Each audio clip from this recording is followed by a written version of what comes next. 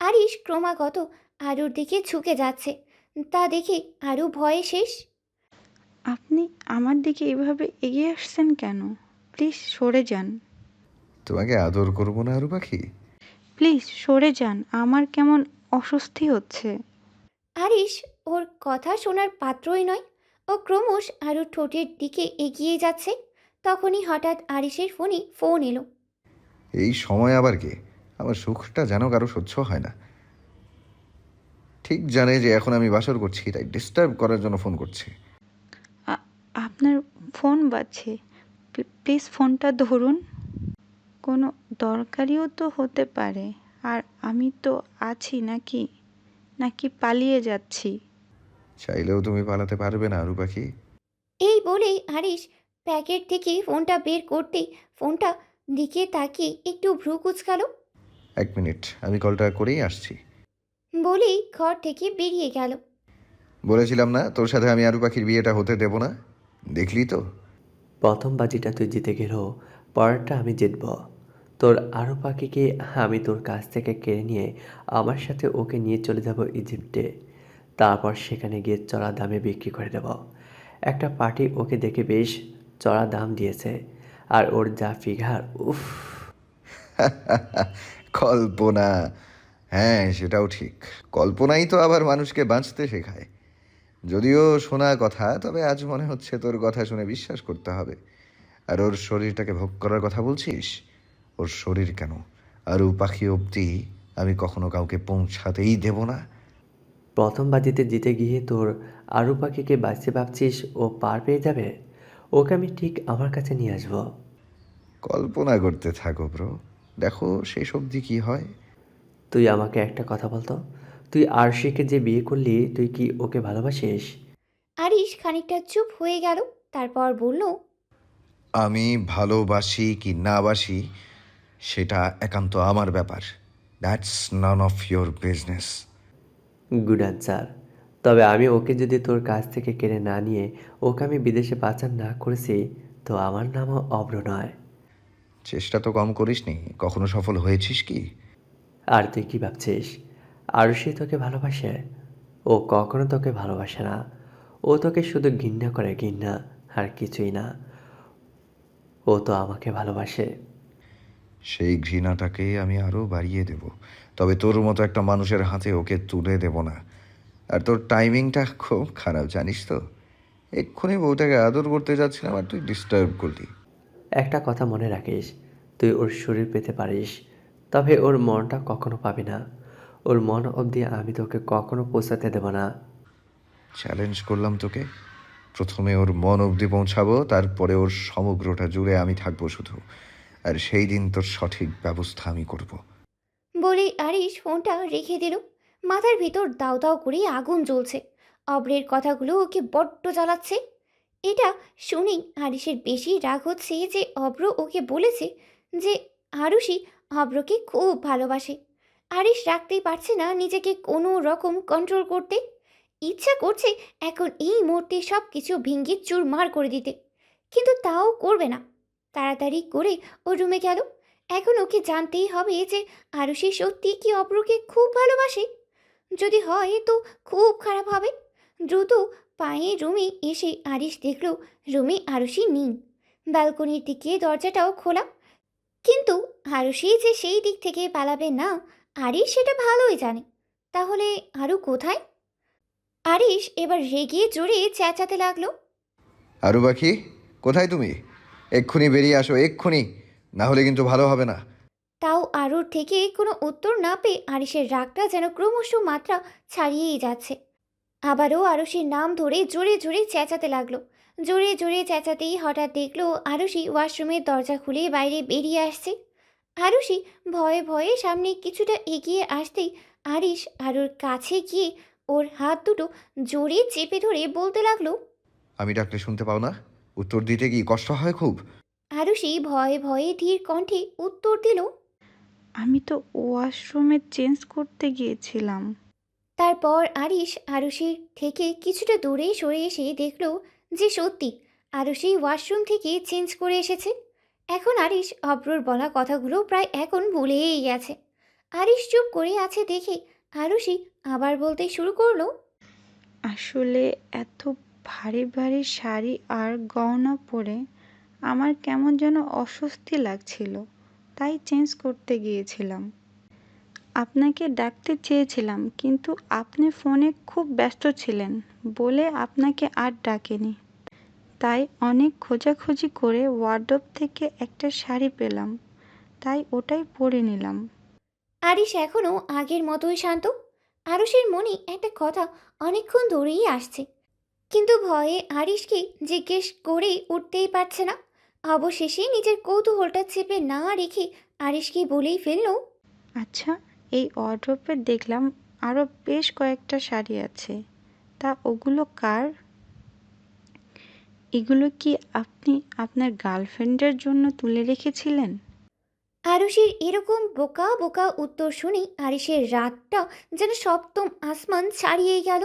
শাড়িগুলো যে ওর জন্য রাখা, সেই মিনিমাম সেন্সটুকু ওর মধ্যে নেই। হ্যাঁ, আমার তো 10টা বউ, তার জন্য ওখানে 10 জনের জন্য শাড়ি রেখে দিয়েছি, যাতে সবাই একদিন করে এসে এগুলো পরতে পারে। স্টুপিড। তাহলে আমাকে বিয়ে করলেন কেন? আরিশ এবার আরুকে কোলেই তুলে নিল। তারপর দ্রুত পায়ে বিছানায় গিয়ে আরুষিকে শুইয়ে দিল। আর আরুষির কানে ফিস ফিস করেই বলল। বাসর করার জন্য। আরুষির ভয়ে প্রাণ যায় যায় অবস্থা, কিন্তু ওকে অবাক করে দিয়ে আরিশ ওর পাশে অন্যদিকে ঘুরে শুয়ে পড়ল। আরুষি যেন হাঁফ ছেড়ে বাঁচল। অন্ধকার ঘরে কেবল একটা লাল রঙের আলো জ্বলছে, আর তা ঘরটাকে সম্পূর্ণ আলোকিত করে দিয়েছে। আর আরুষি খাট বরাবর মাথার ওপরে থাকা ছাড় বাতিটার দিকে এক মনে তাকিয়ে আছে, আর জীবনের ঘটে যাওয়া সমস্ত ঘটনাগুলোর হিসাব নিকাশ করছে। হঠাৎই আরিশ আরুকে ওর কাছে টেনে নিয়ে ওকে নিজের বুকের সাথে জড়িয়ে ধরল। ঘটনাটা এতই তৎক্ষণাৎ যে আরুষি কিছুই বুঝে উঠতে পারল না। আরিশ এবার আরুষের গলায় মুখ ডুবিয়ে দিল। আরুষির কাতুকুতু লাগছে, তাই ওর এখন খুব হাসি পাচ্ছে। না পেরে হাত পা ছোড়াছুড়ি করে হেসেই ফেলল, আর আরিশের থেকে নিজেকে ছাড়ানোর চেষ্টা করলো। আরিশ বিরক্ত হয়েই বলল। এভাবে লাফাচ্ছ কেন? আমার না খুব কাতুকুতু লাগছে। একটা থাপ্পড় মারলে সব কাতুকুতু বার হয়ে যাবে। আরিশের ধমকে আরুষি বেশ শান্ত হয়ে গেল। আরিশ নেশা ভরা কণ্ঠে আরুষের দিকে তাকিয়ে বলতে লাগলো। তুমি অভ্রকে খুব ভালোবাসো, তাই না? হুম। আরিশ এবার আরুষির উত্তর শুনে খুব রেগে গেল। রেগে গিয়ে আরুষির গলায় জড়িয়ে একটা কামড় বড়ল। তারপরে গলা থেকে মুখ সরিয়ে ঠোঁটে একটা কামড় দিল, বেশ জোরে সরে। আরুষি ব্যথায় ছটফট করছে, আর আরিশ ওকে জড়িয়ে ধরে শুয়ে পড়েছে আরামে। অবশ্য ও নিজের বুকের মাঝে আগলে রেখেছে আরুষিকে। ওকে দেখে মনে হচ্ছে পৃথিবীর হাজারো ঝড় তুফান এলেও আরিশের কাছ থেকে আরুষিকে আলাদা করতে পারবেই না। সকালবেলা আরিশ ঘুম ঘুম চোখে ওর হাতটা দিয়ে বিছানায় হাতটা দিয়ে দেখতে লাগলো। হঠাৎ অনুভব করলো যে আরুষি ওর পাশে নেই। ঝটপট করেই উঠে গেল আরিশ। উঠে দেখলো আরুষি সবে গোসল সেরে ওয়াশরুম থেকে বেরিয়ে এসেছে। মাথা থেকে টাওয়েলটা খুলে দিতেই চুলগুলো কোমর ছাড়িয়ে নিচে পড়লো। অপরূপ সুন্দর লাগছে দেখতে আরুষিকে। আরিশ যেন ক্রমশ নেশার ঘরে চলে যাচ্ছে। আরুষি বেলকনিতে গিয়েই দাঁড়ালো। আরুষি এতক্ষণ লক্ষ্য করেনি যে আরিশ ঘুম থেকে উঠে গেছে, তাহলে হয়তো বেলকনিতে আসার সাহস দেখাতেই পারত না। আরিশ আরুষের কাছে গিয়ে পেছন থেকে ওকে জড়িয়ে ধরলো। তারপর চুলের ভিতরেই মুখ ডুবিয়ে দিল। অদ্ভুত এক সুন্দর ঘ্রাণ আসছে আরুষির শরীর থেকে। আরুষির নেশায় আসক্ত হয়ে যাচ্ছে আরিশ। পেটে ঠান্ডা হাতের স্পর্শ পেতেই আরুষি একটু কেঁপে উঠল। তোমার নেশায় আসক্ত আরু পাখি, তা কি তুমি বোঝো না? এসব আপনি কি বলছেন? আর আমার খুব ঠান্ডা লাগছে, আপনার হাতটা সরান প্লিজ। আরিশ আগের অবস্থানে থেকেই বলল। এত ঠান্ডার মধ্যে তুমি গোসল করলে কেন? আরে, আপনি জানেন না যে বিয়ের প্রথম রাতের পর তো মেয়েরা সকালে গোসল করে, তাই আমিও করলাম। আরুষির থেকে এমন উত্তর পেয়ে আরিশ চমকে উঠল। তারপর আরুষিকে বলল, ধমক দিয়ে বলল। এই মেয়ে, বুদ্ধি সত্যি আছে তো তোমার? তোমার সাথে কালকে রাত্রে আমার কি তেমন কিছু হয়েছে যে তুমি গোসল করেছো এই ঠান্ডার মধ্যে? আরুষি চুপচাপ হয়ে গেছে। সত্যিই তো, আরিশ যা বলছে সবই তো ঠিক। তাড়াতাড়ি রেডি হয়ে নাও, আমরা বাড়ি ফিরবো। বলে ওয়াশরুমের দিকে চলে গেল। আরিশের মা ড্রয়িং রুমে আরুষির সঙ্গে বসে রয়েছে। খুশিতে ঝলমল করছেন উনি, তা ওনার মুখ দেখেই বোঝা যাচ্ছে। আরিশের বাবাও বেশ খুশি। উনিও আরুষিকে বেশ পছন্দ করতেন। তবে হুট করে আরিশ যে এরকমভাবে হুট করে বিয়ের সিদ্ধান্তটা নেবে সেটা তিনি ভাবতেই পারেননি কখনো। তবুও তিনি ওনার ছেলের উপর ভরসা রাখেন, বিশ্বাস করেন যে আরিশ কোনো ভুল সিদ্ধান্ত নেবে না। আর তার থেকে বড় কথা হলো, এটা ভেবেই তিনি বেশি খুশি হলেন যে আগের মতো আরিশ আর বেখেয়ালিপনা করবে না, দেরি করে বাড়ি ফিরবে না, আবার সব কিছু আগের মতোই ঠিকঠাক হবে। আরিশের মা আরুষির কপালে চুমু দিয়ে বললেন, তুই আমার বৌমা না, আমার মেয়ের মতো। শানা আর তুই দুজনেই আমার মেয়ে। আর এখন তো আরও নিজের হয়ে গেলি। শানা, তোর ভাবিকে ওর রুমটা দেখিয়ে দে। ভাবি? সেটা আবার কে? ও তো আমার বোন, আমার জানু, আমার বেস্টি। সকলের কর্মকাণ্ডগুলো দেখে আরুষি মুচকি মুচকি হাসছে। দীর্ঘ সময় পর আরিশের হাত থেকে মুক্তি পেয়ে একটু সকলের মাঝে খোলামেলা হয়ে কথা বলতে খুবই ভালো লাগছে ওর। আর আরিশের সাথে থাকলেই তো সব সময় আরিশের রোমান্টিক অত্যাচারগুলো সহ্য করতে হয় ওকে। জানু, চল তোকে তোর ঘরে নিয়ে যাই। আরুষি আর সানা আরিশের ঘরের দিকে যাচ্ছে। তখন সানা আস্তে আস্তে আরুষিকে বলল, কাল রাতে কি কি করলি রে জানু, আমাকে বল। আরুষি সানার কথা শুনে অবাক হয়ে গেল। ছি, এসব কী সব বলছিস? লজ্জাবতী লতা।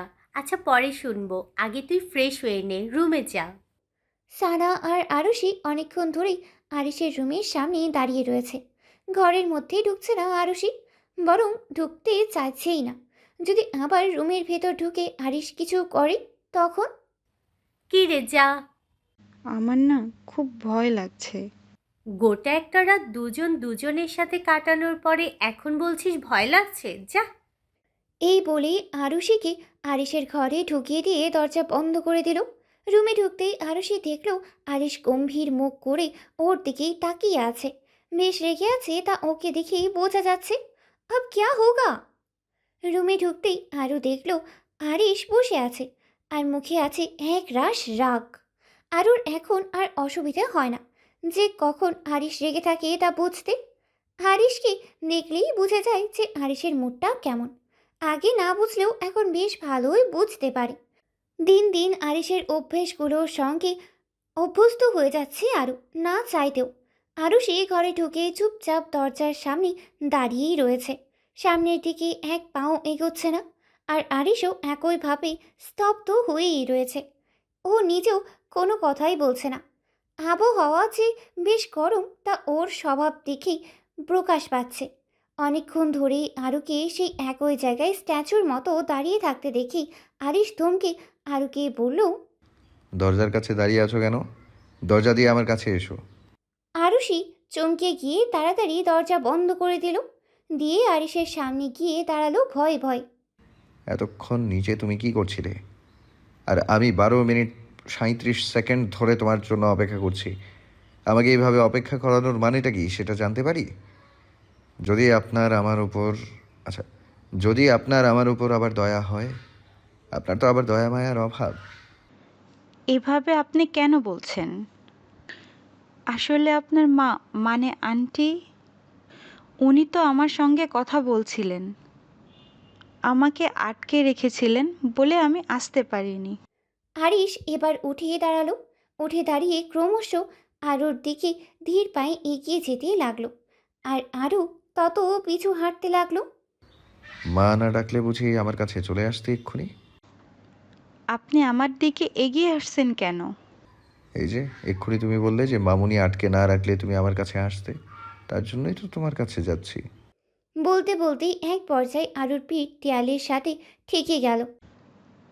আপনি আমার দিকে এগিয়ে আসবেন না, প্লিজ সরে দাঁড়ান, আমার খুব ভয় করছে। তাহলে আমার কথার অবাধ্য কেন হও? আমাকে যখন এতই ভয় পাও, মনে হয় না যে উনি বলে গেছেন ঘরে আসতে তাড়াতাড়ি, তাই আমি তাড়াতাড়ি যাই? তাই বলে আপনি আমাকে এত বকাঝকা করবেন? আর মাত্র 12 মিনিট তো। সময়টা তোমার কাছে মাত্র মনে হলেও আমার কাছে অনেক। সময়ের মূল্য দিতে তুমি জানো? জানো না। জানলে আমার ধৈর্যের পরীক্ষা নিতে না। আরও বুঝতেই পারছে না যে মাত্র 12 মিনিটে কি এমন যায় আসে যার জন্য আরিশ ওকে এত কথা শোনাচ্ছে। নেক্সট টাইম যদি আমার কথার মতো না চলো, তো ওই বেলকনি দেখেছো, ওখান থেকে ধাক্কা মেরে ফেলে দেবো। আরুষি প্রায় কাঁদো কাঁদো হয়ে বলল, আমি আপনার সব কথা শুনবো, প্লিজ আমাকে ধাক্কা মারবেন না। আরুষির কাঁচু মাচু মুখ দেখেই আরিশের খুব হাসি পাচ্ছে, তবু কোনোভাবেই আরুষির সামনে হাসতেই যায় না। আরিশ কিছুটা দূরে সরে গিয়ে বলল, ফ্রেশ হয়ে নাও, তারপরে একসঙ্গে ব্রেকফাস্ট করতে যাব। আচ্ছা। দুপুরবেলা আরিশ সকালবেলা ব্রেকফাস্ট করে অফিসে চলে গেছে। খুব একটা ইম্পর্টেন্ট মিটিং আছে। আর সানা আর আরিশের মা বাড়িতে নেই, শপিংয়ে গেছেন। কালকে আরুষির আর আরিশের বৌভাত বলে সব কেনাকাটা করতে গেছেন ওদের জন্য। সব কিছু এত তাড়াতাড়ি হয়ে গেল যে তাই অতি দ্রুত হাতে সব কাজ নিজেরাই সামলাচ্ছেন। কাজের লোকগুলো যে যার মতো কাজে ব্যস্ত। খুব একটা বেশি কাজের লোক বাড়িতে নেই, দুটোই রয়েছে। একজন বাগান পরিষ্কার, গাড়ি ধোয়া, এই সমস্ত কাজের জন্য, আর একজন ঘর পরিষ্কার করার জন্য। এত বড় বাড়ি একা পরিষ্কার করা সম্ভবই নয়। সেই কারণেই রান্নার জন্য আরিশের মা কাউকেই রাখেনি, কারণ আরিশের বাবা আরিশের মায়ের হাতের রান্না খেতে খুব পছন্দ করেন। অন্যের হাতের রান্না খুব একটা খান না। তাই সকাল দুপুর ও রাতের রান্নাটা আরিশের মা নিজেই করেন। আরও খুবই বোর ফিল করছে একা একা, তাই ভাবলো যে সারা বাড়িতে একটু ঘুরে ঘুরে দেখা যাক। দেখতে দেখতে আরিশের ঘরের বেলকনিতেই গেল। গিয়ে দেখলো নিচে একটা বিশাল বড় সুইমিং পুল, আর সেখানে বিভিন্ন রকমের ব্যবস্থা করা আছে, অপরূপ সুন্দর। আর সেই দৃশ্যটা বেশ চোখে ধরলো আরুষির। সুইমিং পুলের কাছে যাবে বলে সেই নিচে নামতে গেল, তখনই ফোনে কল আসতেই থেমে গেল ও। ফোনটা ধরতে দেখলো তিথি ফোন করেছে। আরুষি কিছু বলবে তার আগেই তিথি বলে উঠল, হ্যাঁ রে দোস্ত, কালকে আরিশ ভাইয়ার সাথে কি করলি? আজীব প্রশ্ন। এ সমস্ত কথা কেন জিজ্ঞাসা করছিস আমাকে তুই? সকালবেলা সানা আর এখন তুই? বলছি তোদের কি লাজ লজ্জা বলে কিছু আছে নাকি?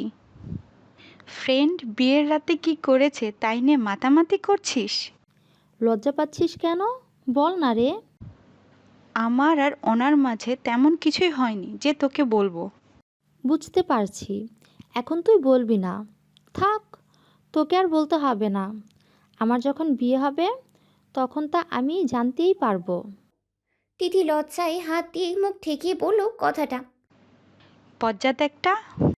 হ্যাঁ রে, আঙ্কেল আন্টি তোদের মেনে নিয়েছে? আমি তো তাড়াতাড়ি করে চলে এলাম, তারপরে কি হলো কিছুই জানি না। ওর বাবা মায়ের কথা শুনে আরুর মনটা খুব খারাপ হয়ে গেল। সত্যিই খুব মিস করছে ওনাদেরকে, বিশেষ করে আহানকে।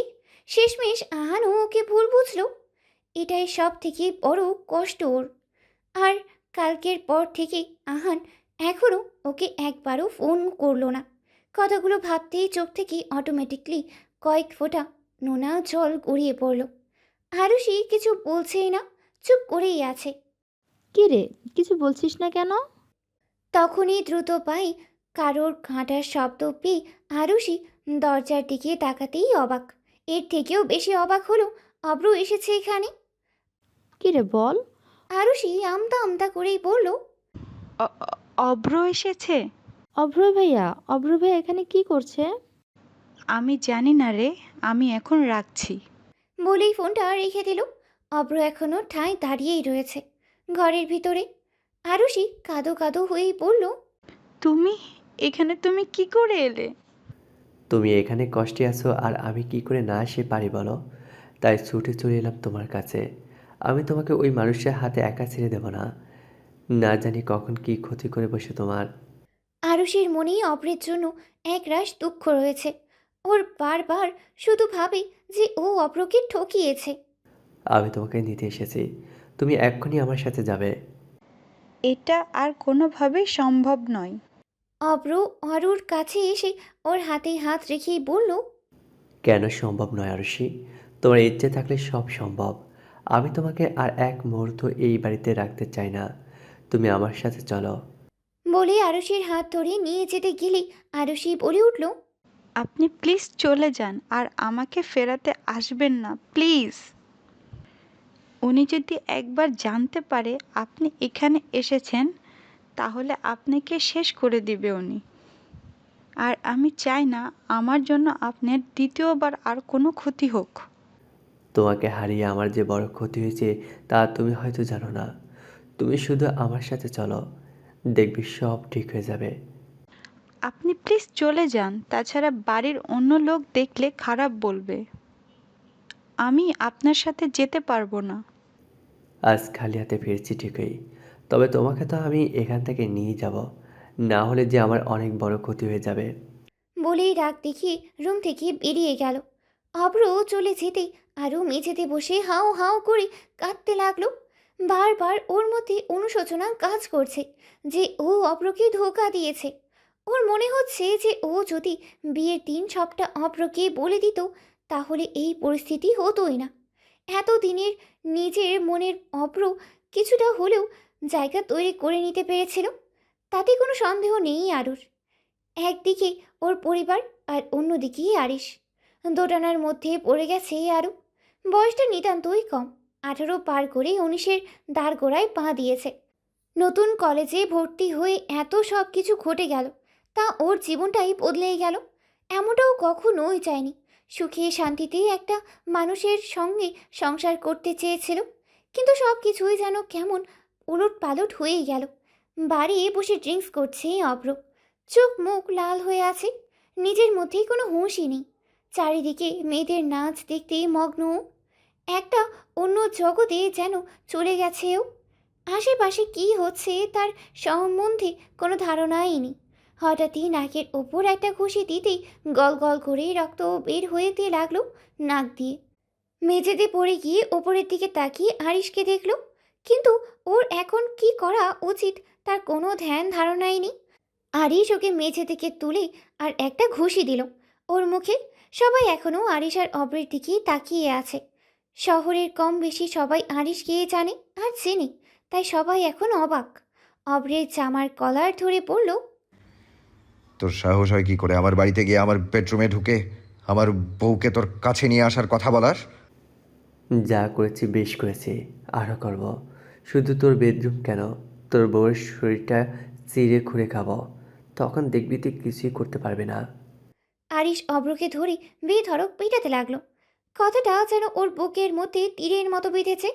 আশেপাশের লোকজন আরিশকে থামালো। মার খেয়ে মাটিতে পড়ে আছে অব্র। আর যদি তোকে কখনো আমার বউয়ের আশেপাশে দেখেছি তো সেদিনই তোকে শেষ করে দেব। বলেই বেরিয়ে গেল ওইখান থেকে। আরিশের মাথায় যেন রক্ত উঠে গেছে। ঠিক ভুলের কোনো জ্ঞান হিতাহিত জ্ঞান ওর এখন নেই। একদিকে রাত অনেক হয়ে গেছে, প্রায় 11টা ছুঁই ছুঁই। এখনও বাড়িতে যায়নি আরিশ। প্রচণ্ড স্পিডে গাড়ি চালিয়ে বাড়িতে গেল আরিশ। ওর বাবা মাও অপেক্ষা করতে করতে অবশেষে না পেরেই ঘরেই চলে গেছেন। অবশ্য আরও যে অপেক্ষা করে আছে তেমনটি নয়। ভালো লাগছে না বলে ঘরে না থেকে সুইমিং পুলে নিজের পা দুটো ডুবিয়ে বসে আছে আরুষি। কিছুটা হলেও রিল্যাক্সড ফিল করছে এখন। রুমে ঢুকে আরুষিকে খুঁজে না পেয়ে বেলকনির দিকে নজর পড়ল। দেখল যে আরুষি নিচে বসে আছে জলে পা ডুবিয়ে। এত রাতে ও রুমে না থেকে সুইমিং পুলে দেখে যেন আরিশের রাগ আরও বেশি বেড়ে গেল। দ্রুত পায়ে সুইমিং পুলের পাশে গিয়ে পেছন থেকে আরুষিকে জলের মধ্যে ধাক্কা মারল আর নিজেও জলে নেমে গেল। আরুকে পিছন থেকে সুইমিং পুলে ধাক্কা মেরে মাথা ভর্তি রাগ নিয়ে আরিশও জলে নেমে পড়ল। হঠাৎ আচমকা ঘটনা হয়ে যাওয়ায় কারণে আরু বেশ অবাক হয়ে গেল। এত রাত্রে কি এমন কাজ করলো তা দেখার জন্য সামনে তাকাতেই দেখলো আরিশ জলে নামছে আর মুখটা লাল হয়ে রয়েছে, চোখ দুটো দিয়েই যেন আগুন ঝরছে। আরু মনে মনে ভাবছে, হঠাৎ কি হলো যে উনি আমাকে এভাবে ধাক্কা মেরে ফেলে দিলেন? আর এত রেগে আছেন কেন?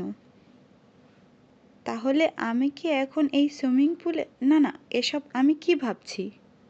এই কথা ভাবতেই আরু চমকে উঠল। আরিশের রাগী ফেস দেখে আরও পিছাতে লাগলো।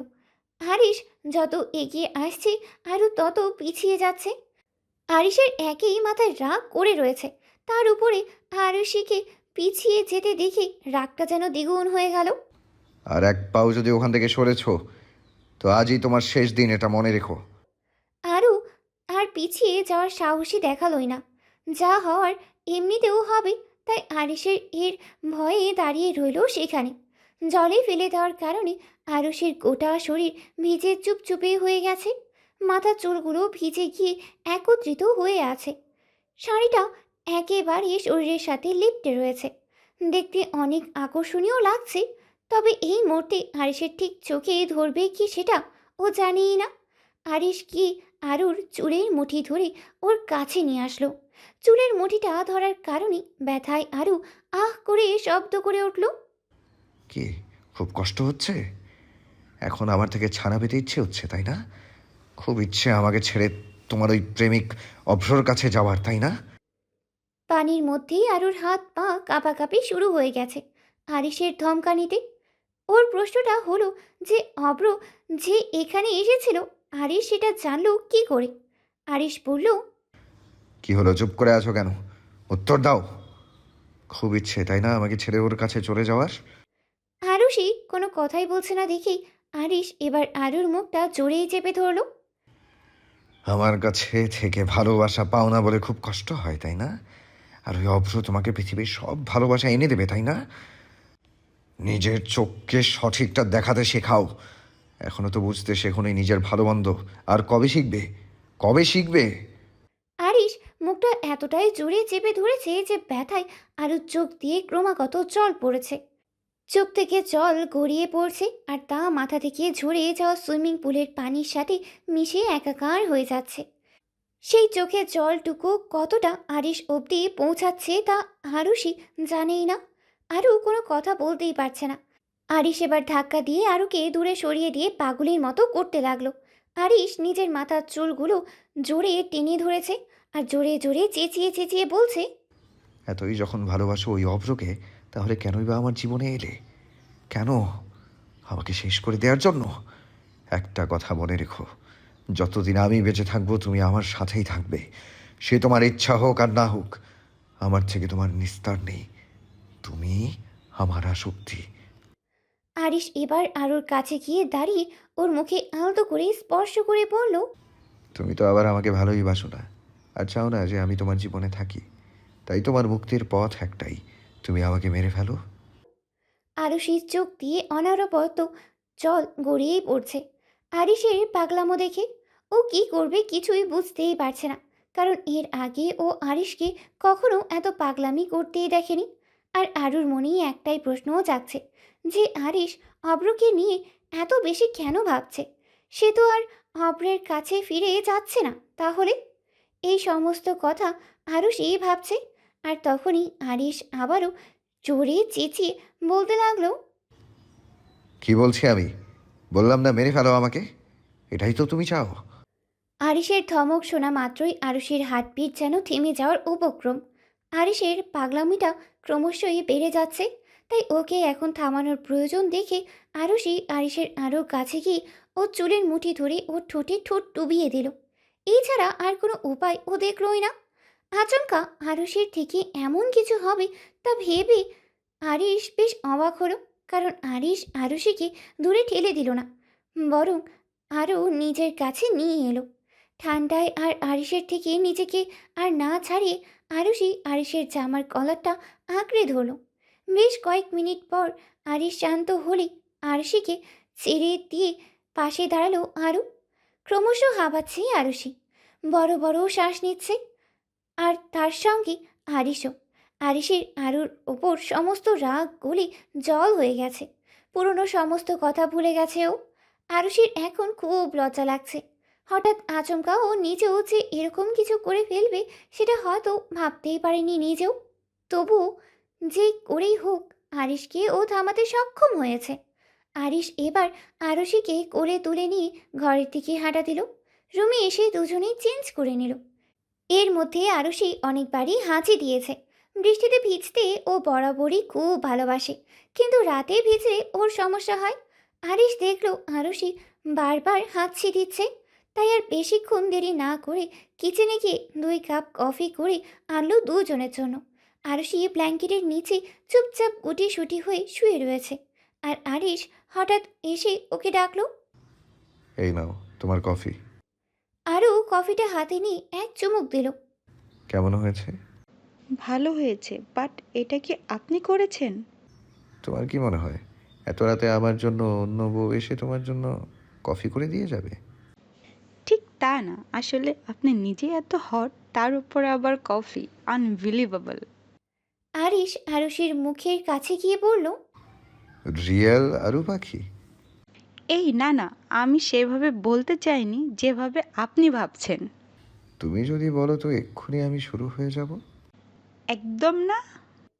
বলেই আর একবার কফিতে চুমুক দিয়ে ব্ল্যাঙ্কেটের নিচে ঢুকে গেল, আর আর চোখে আরিশের দিকে তাকাতে লাগলো। আর দেখলো যে আরিশ মুচকি হেসে ওর খাওয়া কফির কাপটা নিয়ে ব্যালকনির দিকে চলে গেল। লোকটা বড়ই অদ্ভুত, কখন কি চাই বোঝা মুশকিল। সকালবেলা আজকে ওদের বৌভাত, তাই সকাল থেকেই বাড়ি সাজানো শুরু হয়ে গেছে। বাইরে বেশ কোলাহলের আওয়াজ শোনা যাচ্ছে। কাল রাতে অনেক বেশি দেরি করে ঘুমানোর কারণে আরুষির সকালবেলা উঠতে দেরি হয়ে গেছে। ঘুম থেকে উঠেই পাশে দেখলো যে আরিশ নেই। তাড়াতাড়ি করে ফ্রেশ হয়ে ব্রেকফাস্ট করার জন্য নিচে যেতে লাগলো। এমনিতেও আজকে দেরি হয়ে গেছে, প্রথম দিন এই বাড়িতে, আর আজই দেরি। না জানি সকলে কী ভাবে। নিচে যাওয়ার জন্য রুম থেকে বের হতেই দেখলো যে সানা ওর রুমের দিকে আসছে, আর হাতে ট্রে, তাতে ব্রেকফাস্ট সাজানো। বুঝতে পারলো যে অনেক বেশি দেরি হয়ে যাওয়ার কারণে সকলের ব্রেকফাস্ট হয়ে গেলেও ওর হয়নি। এই মুহূর্তে আরিশের ওপর খুব রাগ হচ্ছে ওর। কেন ডাকলো না ওকে? সবাই ওকে এখন কী ভাববে? সানা আরুষের রুমে ঢুকে বিছানার খাবারটা রেখে আরুষিকে বলল। তার রোজ রোজ আমার ভাইয়া তোকে এত ভালোবাসা দিলে তুই বেঁচে থাকবি তো জানু? দাঁত বের করে হেসে বলল কথাটা। আরুষি ঘাবড়ে গিয়ে বলল। মানে? ওরে আমার অবুঝ বালিকা, মেয়ে এখনো মানে বুঝলো না রে। আরে বলবি তো কি হয়েছে, না হলে আমি বুঝবো কি করে? কালকে রাতে সুইমিং পুলে বেশ রোমান্টিক সিন চলছিল, তা কিন্তু আমি দেখেছি। কি দেখছিস তুই? ও ভাবলো হয়তো সানা আরিশের করা পাগলামোগুলোর কথা ও জেনে গেছে। তোরা যা সিনেমা দেখালি তাই দেখলাম, একদম সুপার ডুপার হিট একটা মুভি, বাট দুর্ভাগ্য অ্যাটলাস কিছুই দেখতে পারলাম না। তার কারণ হিরো হিরোইনকে নিয়ে রোমান্টিকভাবে কোলে তুলে নিয়ে ঘরে চলে গেল। তারপরে কি হয় সেটা আমি না জানলেও তুই আশা করি ভালো করেই জানিস। আরুষি কথা ঘুরানোর জন্য বলল। তোরা সবাই ব্রেকফাস্ট করেছিস? না করলে আমার সঙ্গে করে নে। ব্রেকফাস্ট আমরা সবাই করেছি, কিন্তু তুমি কথা ঘুরিও না এখন। যেমনটা তুই ভাবিস ঠিক তেমনটা হয় না সব সময়। বুঝি বুঝি, তুমি আর আমাকে বোঝাতে এসো না বাবু। সন্ধ্যাবেলা আরুষিকে বসানো হয়েছে। বেশ ভালোই ডেকোরেশন করেছে অল্প সময়ের মধ্যে, আর প্রচুর লোকজন এসেছেন। সবাই গিফট দিয়েই যাচ্ছেন আর কথা বলে যাচ্ছেন আরুষির সাথে। আরুষি কেবল হ্যাঁ হুম করেই মাথা নাড়িয়ে তাদের কথার উত্তর দিচ্ছে। সানা আর তিথি ওর পাশে বসে বেশ হাসি মজাই করছে ওকে নিয়ে। সকলে উপস্থিত থাকলেও আরিশ উপস্থিত নেই। তিথি আরুষির কানে কানে ফিস ফিস করেই বলল। তা আমাদের জিজু কোথায়? সে কি লজ্জায় পালিয়েছে নাকি? তার আবার লজ্জা, কালকে রাতে তো। সানা আরও কিছু বলতে যাচ্ছিল, তাই কথা ঘোরানোর জন্য আরও বলে উঠল। আমাকেও ঠিক বলে যায়নি কোথায় যাচ্ছেন, তাই আমি জানি না। ওদের কথা বলতে বলতে আরিশ এসে পৌঁছালো, মুখে সেই মন মাতানো হাসির সঙ্গে, যেটা দেখলেই যে কোনো মেয়ে ক্রাশ খাবে। আজকে আরিশকে দেখে আরুরও এক দফা ক্রাশ খেয়েছে, তবে সঙ্গে সঙ্গে তা হজম করে নিয়েছে আরিশের করা কর্মকাণ্ডগুলোর কথা ভেবে। ওগুলো ভাবতেই ও আতঙ্কিত হয়ে যায়। তার সাথে মনে পড়লো কালকে রাত্রে আরিশের করা পাগলামোরগুলো। আরিশ ওদের কাছে গেল। কে জিজু? কোথায় ছিলেন এতক্ষণ? আপনার বউ যে আপনাকে অনেক মিস করছিল। আরু তিথির দিকে অবাক চোখে তাকালো। আরিশ তারপর আরুষের দিকে তাকিয়ে বলল, বড্ড ভালোবাসে কি না আমাকে, তাই মিস করছে। তাই দেখো আমিও তাড়াতাড়ি চলে এলাম। আরুষি বলছিল আপনি কত রোমান্টিক। ও রিয়েলি? ফাইনালি আমার রোমান্টিসিজম আমার বউয়ের মনে ধরেছে, ভেবে খুশি হলাম। ক্যারি অন বলে আরুর দিকে তাকিয়ে একটা হাসি দিয়ে অন্যদিকে চলে গেল। তুই সব বানিয়ে বানিয়ে কেন মিথ্যা কথা বললি? এসব ছাড়, আজ দেখিস আরিশ ভাইয়া তোকে কেমন আদর করে। সব আত্মীয় স্বজন চলে যেতে লাগলো। এই মুহূর্তে আহানের কথাটা খুব মনে পড়ছে আরুর। এতক্ষণ ওখানে বসেছিল একটাই আশা নিয়ে যে আজ হয়তো আহান আসবে বা তার বাড়ি থেকে কেউ আসবে, এতটা হয়তো তাকে দূরে সরিয়ে দেবে না। কিন্তু কিছুই হলো না তেমন। এসব ভেবেই ওর মনটা খুবই খারাপ লাগছে। রাত 11:30টার সময় আরুষিকে আরিশের ঘরে বসিয়ে রেখে সানা বাইরে থেকে দরজা দিয়ে চলে গেল। চারিদিকে লাল রঙের মোমবাতি জ্বলছে। পুরো খাটটা গোলাপ ফুলের পাপড়িতেই সাজানো। মেঝেতে গোলাপের পাপড়ি ছড়ানো রয়েছে অনেক। একটা খুব সুন্দর ঘ্রাণ ছড়িয়ে পড়েছে গোটা রুম জুড়ে। খুবই রোম্যান্টিক পরিবেশ। খাটের মাঝখানে আরিশের অপেক্ষায় অপেক্ষারত হয়ে আরও বসে আছে। বাসর ঘরে একা বসে আছে আরু। আরিশের জন্য অপেক্ষা করছে।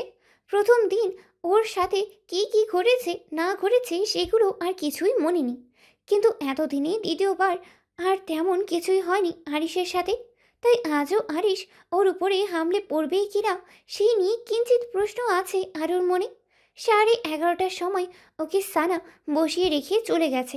আর এখন প্রায় ঘড়ির কাঁটা একটা ছুঁই ছুঁই। এতক্ষণ ধরে এক জায়গায় বসে রয়েছে আরও, ঘুমাতেও পারছে না। শুধু মনে হচ্ছে এখনই যদি আরিশ এসে ওকে ঘুমাতে দেখে তাহলে ভাববে ও আরিশের জন্য অপেক্ষা করেইনি। তখন তো আরিশ বকাবকি করবে। এসব কথা এখন ওর মাথার ভেতরেই চলছে।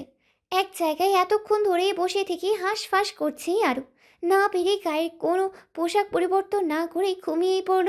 এর মাঝে যদি আরিশ ঘরে আসে, বাড়ি আসে, যদি ওকে বকে তাহলে ওর কিছুই করার নেই। কারণ ও নিজে জানে যে ও অনেকক্ষণ আরিশের জন্য অপেক্ষা করেছে। অনেকক্ষণ ড্রাইভ করার পর ফার্ম হাউসে পৌঁছেছে আরিশ। সারাদিন অত্যন্ত ধকল গেছে তাই খুব ক্লান্ত। দারোয়ানকে কিছু একটা বলে ঘরের ভেতর চলে গেল আরিশ। গায়ে থাকা পাঞ্জাবিটা খুলে শুয়ে পড়ল। শুয়ে পড়েছে আর মাথায় চলছে আরুষিকে নিয়ে হাজার জল্পনা কল্পনা। আজকে এমন একটা দিনের রাতে ও এখানে আসতে বাধ্য হয়েছে। কারণ ও জানে আরুষিকে দেখলেই হয়তো নিজেকে আর কন্ট্রোল করা সম্ভবই নয় কোনোভাবেই। তাই তার থেকে ভালো আজকের দিনটাই ওর থেকে একটু ডিস্টেন্স রেখেই থাকা। এমনিতেও আরিশ কখনোই আরুষিকে খারাপভাবে স্পর্শ করেনি। প্রথম দিন কেবলমাত্র আরুষিকে ভয় দেখানোর জন্যই সব কিছু করেছিল। তবে কোনো রকম শারীরিক সম্পর্ক গড়ে তোলেইনি আরুষির সঙ্গে। আর এতটা নীচ মানসিকতার মানুষ নয় আরিশ। ও আরুষিকে ভয় দেখাবে কি তার আগেই আরুর জ্ঞান হারিয়ে যায়। তার জন্য কাজটা সহজ হয়ে যায় ওর কাছে। যতক্ষণ আরু অজ্ঞান অবস্থায় পড়েছিল ততক্ষণ আরিশ আরুর সাথে এক পলকও সরাইই নাই। হয়তো এটাই নিজের ভালোবাসার মানুষটাকে দেখার সুখ। ভালোবাসি কথাটা আরুকে না বলতে পারলেও কখনো ভালোবাসার কমতি রাখেনি ও। সব সময় ভয় হয় ওর এই ভেবে যে এই বুঝি ওর আরু পাখি ওর থেকে হারিয়ে গেল, হয়তো কেউ কেড়ে নিল ওর থেকে। হাজারো কল্পনা জল্পনা করতে করতে কখন চোখের পাতা দুটো ভারী হয়ে গেল তা আরিশের খেয়ালই নেই। হঠাৎ দরজার ঠক ঠক শব্দে ঘুম ভেঙে গেল আরুষের। সারা রাত ঘুম খুব একটা ভালো হয়নি। অনেকটা টেনশন মিশ্রিত ঘুম ছিল। তবে এখন ঠিক কয়টা বাজে আরুষি জানেই না। ও ভাবলেও হয়তো অনেক দেরি হয়ে গেছে ঘুম থেকে উঠতে, তাই কেউ ডাকতে এসেছে। চোখ খুলতেই ঘড়ির দিকে তাকাতেই দেখল ভোর 4:30 বাজে। ঘড়িটা কি খারাপ হয়ে গেল? কিন্তু কাল তো ঠিকই ছিল। এইসব কথা ভাবতে ভাবতে আবার দরজায় টোকা পড়ল। আরুষি আর দেরি না করে তাড়াতাড়ি দরজাটা খুলে দিল, হয়তো আরিশ এসেছে এই ভেবে। আর ঠিক তাই হলো, আরিশ এসেছে। আরু দরজাটা খুলতেই আরিশ শান্ত কণ্ঠেই বলল, ঘুম হয়েছে সারা রাত? আরুষি চুপ করেই আছে। ঘুম তো ভালো হবেই, আমি বিহীন একটা রাত কাটালে তাই। তা ভালো ঘুমালে চোখ মুখের এই অবস্থা কেন? কেমন ফোলা ফোলা লাগছে চোখ দুটো? আপনার জন্য অপেক্ষা করছিলাম অনেক রাত অবধি, তবে আপনি আসেননি। কোথায় গিয়েছিলেন আপনি? মাথা নিচু করেই কথাগুলো বলল। আরিশ শব্দ করেই হেসে ফেলল। তারপর আরুষিকে ওর বুকে জড়িয়ে নিল। আমার ছোট্ট বউটা আমার জন্য অপেক্ষা করছিল রাত জেগে, শুনে খুশি হলাম। আচ্ছা, এখন আমি চলে এসেছি, এখন আমার সাথে ঘুমাবে? তুমি এখনো জামা কাপড় চেঞ্জ করনি কেন? আপনার জন্য অপেক্ষা করতে করতে ঘুমিয়ে পড়েছিলাম, তাই আর মনে নেই। আচ্ছা, করনি যখন আমি এখন করিয়ে দিচ্ছি। আরুর চোখ দুটো যেন পার হয়ে আসবে এরকম অবস্থা। তাড়াতাড়ি আরিশের থেকে দূরে সরে গেল। না না, আপনাকে কিছু করতে হবে না, আমি আসছি। বলে তাড়াতাড়ি একটা শাড়ি নিয়ে ওয়াশরুমে ঢুকে গেল। আরুষি চলে যেতেই আরিশ হেসে বিছানায় গড়াগড়ি দিতে লাগলো আরুষির কাণ্ড দেখে। আরুষি যে সত্যি ওর কথা সত্যি বিশ্বাস করে নেবে এটা আরিশ ভাবেইনি। তবে এইটুকু করার ক্ষমতা রাখে আরিশ, সেটা হয়তো আরুষি ভালোই বুঝতে পেরেছে। আরুষি ড্রেস চেঞ্জ করে এসে দেখলো আরিশ ঘুমিয়ে পড়েছে। আরিশের কাছে গিয়ে নিজের মুখ নিয়ে গিয়ে বেশ গভীরভাবে পর্যবেক্ষণ করতে লাগলো আরিশ ঘুমিয়ে আছে কিনা। তারপর দেখলো যে আরিশ ঘুমিয়ে পড়েছে। এটা ভেবেই একটা দীর্ঘ শ্বাস নিতেই আরিশ আরুষির হাত ধরে বিছানায় ফেলে দিল। কি ভেবেছিলে আরু পাখি, আমি এই ঘুমিয়ে পড়েছি? না। আমি ভাবলাম আপনি হয়তো ঘুমিয়ে পড়েছিলেন, তাই দেখছিলাম আর কি। কেন গো, ঘুমিয়ে পড়লে কি অনেক কিছু মিস করে যেতে আরু পাখি? আপনি এসব কি যাতা বলছেন? মোটেও না। ওয়েট, আমার একটা খুব একান্ত ব্যক্তিগত কাজ বাকি আছে, সেটা আমাকে করতে দাও। এই ভোরবেলা আপনার আবার কি কাজ? আরিশ সাথে সাথেই আরুর কোমর ধরেই নিজের কাছে এনে হালকা করে আরুষির ঠোঁটে নিজের ঠোঁট ছোঁয়ালো। কালকে রাতের পেন্ডিং কাজটা এখন করছি। আরুষি আর কিছুই বলল না, চুপ করেই রইল। কারণ আর কিছু বললে যদি আরিশ আবার বেশি কিছু করে ফেলে সেই ভয়। এখন তুমি নিজে ঘুমাও আর আমিও ঘুমাই। বলেই আরুষিকে জড়িয়ে ধরে ঘুমিয়ে পড়ল। আজকে আরিশ অফিসে যাবে, কলেজে বেশি যাচ্ছে না, এই কয়েকদিন অফিসে যাবে। আর সমস্ত নোটসও পেয়ে যায় বলে ব্যাপারটাতে বেশি কিছু একটা মনেই হয় না। এই বছরে ওর পিএইচডির শেষ বছর। ওর ইচ্ছা ছিল বিদেশে প্রফেসরই করার, তবে আপাতত সেই সমস্ত বিষয় নিয়ে এখনও ভেবেই দেখেনি। আরুষিকে কলেজের সামনেই নামিয়ে দিল আরিশ। ঠিক টাইমে আমি তোমাকে নিতে আসবো আরু পাখি, আর সামান্য দেরি হলেও এক পাও নড়বে না বলে দিলাম। আমি যতক্ষণ না আসবো ততক্ষণ এখানেই দাঁড়িয়ে থাকবে। আর আজকে সানা কলেজে আসেনি বলে এটা ভেবো না যে আমি কিছুই জানতে পারবো না। তোমার অগোচরে সমস্ত কিছু আমি জেনে যাব, এটা মনে রেখো। বলেই গাড়িটা নিয়ে চলে গেল। কেমন মানুষ উনি, যাওয়ার আগেও শাসিয়ে গেল আমাকে। আরু পাখি কোথাও যাবে না। আরিশের মিমিক্রি করে বলল। এই বলেই কলেজে ঢুকে গেল আরু। অফিসে আরিশ ওর কেবিনে বসে ইম্পর্টেন্ট ফাইলটা একটু চেক করছে। তখনই আফজাল সাহেবের রুমে আসলো। উনি কখনো আরিশের পারমিশন নেনই না, কারণ আরিশ সেটা পছন্দই করে না। নিজেকে হারিয়ে বসে আছি তোর পথে, মনকে বোঝাতে পারি না আজ কোনোভাবে। আমি যেন আজ দিকভ্রান্ত, ভাবনারা কেন খুব ক্লান্ত, জানি না কি করি, কোথায় যাই, উত্তর খুঁজে নেওয়ার। কি করি, কোথায় যাই, উত্তর খুঁজে নেওয়ার। ছোঁয়া যাবে না জেনেও হাতটা বাড়াই, ছোঁয়া যাবে না জেনেও হাতটা বাড়াই।